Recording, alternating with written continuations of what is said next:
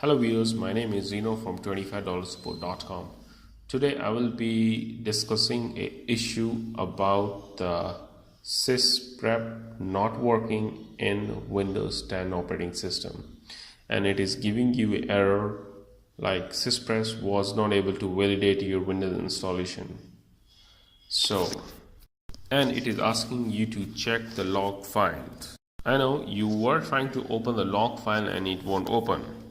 So the best thing is to go to the log file folder, Windows System 32, Sysprep, Painter, and then copy the folder Painter.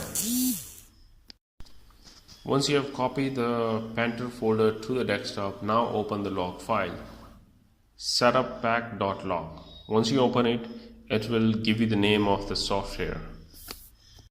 Now go to your control panel and uninstall it.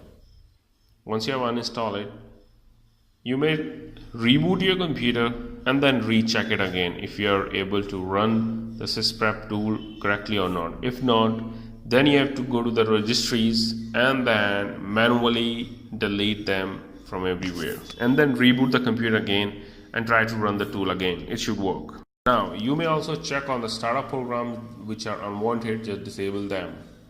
You may also remove the preloaded programs that come with the PC manufacturer like Dell or like HP. They provide a lot of utilities, unwanted stuff that you don't need.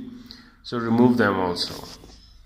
If the computer has come with any preloaded games like Candy Crush or any apps like Twitter or Facebook apps, remove them also.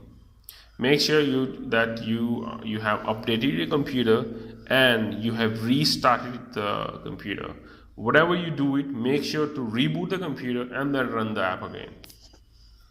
So this was just a small quick guide. If you have more issues, or if you need still any help, you may call me or text me or WhatsApp me, or you may comment me on this box. I will try to answer you. Thank you.